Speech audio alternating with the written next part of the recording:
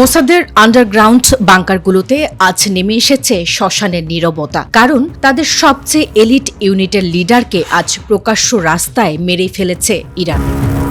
মোসাদের বহুল আলোচিত Iran file প্রধানকে খতম করতে হান্দালা গ্রুপ মাসের পর মাস ধরে নিখুঁত ট্র্যাকিং এবং নজরদারি চালিয়েছিল। বৃহস্পতিবার সকাল ঠিক 9:20 আছড়ে পড়া সেই বোমার বিস্ফোরণ আজ নেতানিয়াহুর যুদ্ধকালীন ক্যাবিনেটের ঘুম চিরতরে কেড়ে নিয়েছে। পুরো গাড়িটি যেভাবে ধ্বংসস্তূপে পরিণত হয়েছে তা আজ ইসরায়েলি গোয়েন্দা বিভাগের আত্মবিশ্বাসকে মাটির সাথে মিশিয়ে দিয়েছে।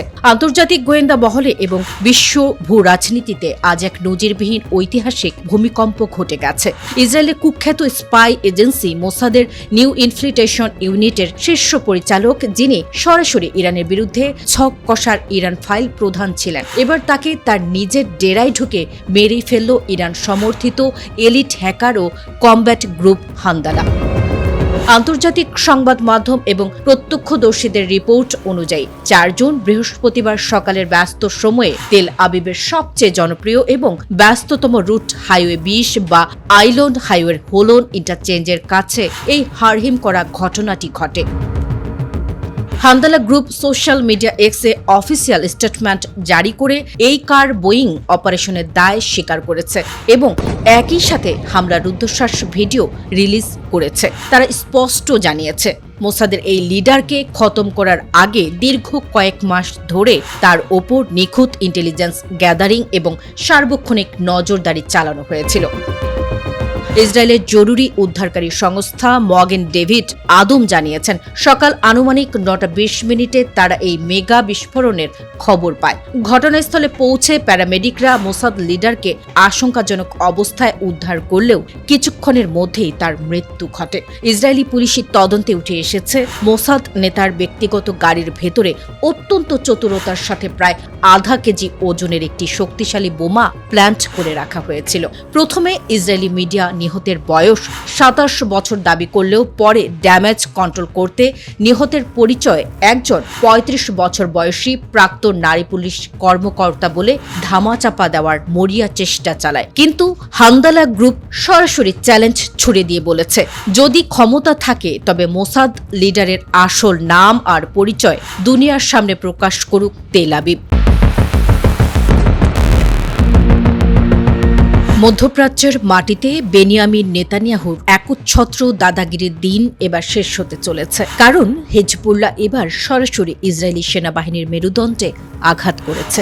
ড্রোন আর মিসাইলের ক্ষোভ বুকে নিয়ে প্রতিরোধ বাহিনী আজ খোদ ইসরায়েলের একটি আন্ডারগ্রাউন্ড গোপন অস্ত্র ভান্ডার উড়িয়ে দিয়েছে। মাটির নিচে থাকা সেই গোপন বাংকারে একযোগে 5 ইসরায়েলি সেনার মৃত্যুর খবর তেল আবিবের ঘুম চিরতরে কেড়ে নিয়েছে।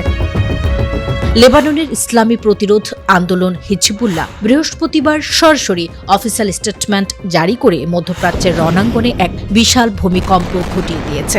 হিজবুল্লাহর জানবাজরা দক্ষিণ লেবাননের ইয়হমোর আল সাকিফ, রাসাফ, আল কান্তারা এবং খিয়াম শহরের ফ্রন্ট লাইনে অনুপ্রবেশ করা ইসরায়েলি আগ্রাসী বাহিনীর উপর একযোগে ঝাঁকে ঝাঁকে প্রলয়ঙ্করী হামলা চালিয়েছে। হিজবুল্লাহর ভারী রকেট এবং আত্মঘাতী ড্রোনের স্কোয়াড্রন ইসরায়েলি সেনা সমাবেশ ও সাজোয়া যানগুলোকে আক্ষরিক অর্থেই অবশ করে দিয়েছে। বিশেষ করে লেবাননের ঐতিহাসিক বিউফোর্ট দুর্গের চারপাশের এলাকাটি আজ এক জ্বলন্ত নরকে পরিণত হয়েছিল। সেখানে হিজবুল্লাহর অবিরাম আর্টিলারি সেল এবং মেগা রকেট বর্ষণ ইসরায়েলি কমান্ডো পোস্টগুলোকে ধ্বংসস্তূপে পরিণত করার পাশাপাশি বেশ কয়েকটি অত্যাধুনিক মার্কাভা ট্যাঙ্ক পুড়িয়ে ছারখার করে দিয়েছে। রণাঙ্গনে সুনির্দিষ্ট এবং অতি গোপন তথ্য হাতে নাতে ট্র্যাক করে লেবাননের মাটিতে লুকিয়ে রাখা ইসরায়েলের একটি গোপন আন্ডারগ্রাউন্ড অস্ত্র ভান্ডার খুঁজে বের করে হিজবুল্লাহর ইন্টেলিজেন্স উইং।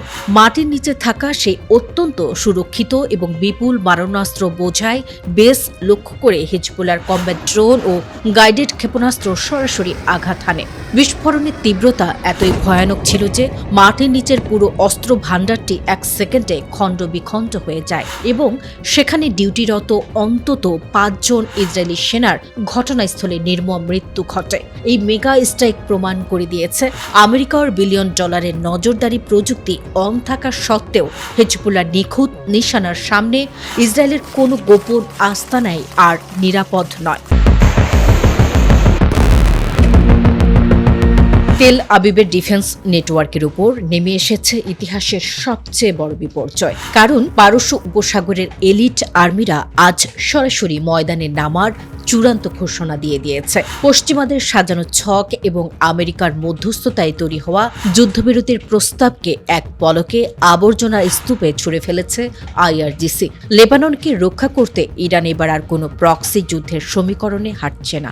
সরাসরি হুমকি দেওয়া হয়েছে, নেতানিয়াহুর ফৌজ পিছু না হটলে তেহরান থেকে সরাসরি লেবাননে ল্যান্ড করবে ইরানি কমব্যাট স্কোয়াড। লেবাননের ওপর ইসরায়েলি বিমান বাহিনীর অনবরত বোমাবর্ষণ এবং বৈরুতের বেসামরিক মানুষের উপর চালানো গণহত্যার জবাবে বৃহস্পতিবার এক প্রলয়ঙ্করী বিবৃতিতে সরাসরি ময়দানে নামার ঘোষণা দিয়েছে আইআরজিসি। আন্তর্জাতিক মহলের সমস্ত শান্তি প্রস্তাব এবং জাতিসংঘের রেজলিউশনকে বুড়ো আঙ্গুল দেখানো তেল আবিবের রক্তপিপাসু শাসকদের এবার চূড়ান্ত হুঁশিয়ারি দিয়েছে তেহরান।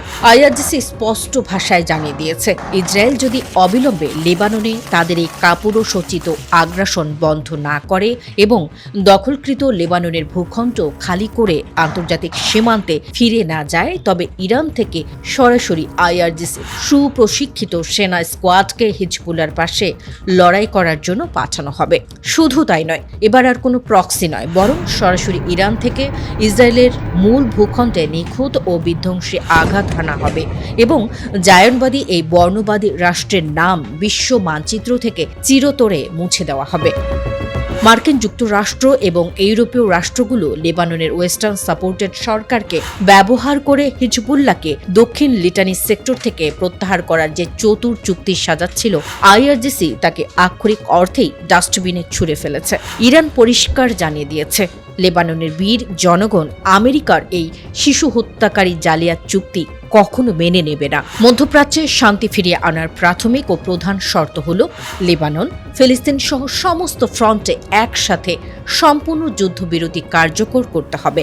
আইআরজিসি ইসরায়েলি ডিফেন্স ফোর্সকে অক্ষম ও ভীরু আখ্যা দিয়ে বলেছে, তারা সমরাস্ত্রের দম্ভ দেখিয়ে মাঠের যুদ্ধে হিজবুল্লাহর কাছে হেরে গিয়ে এখন বেসামরিক ঘরবাড়ি, হাসপাতাল ও স্কুল ধ্বংস করে নিজেদের পরাজয় ঢাকার নোংরা চেষ্টা চালাচ্ছে।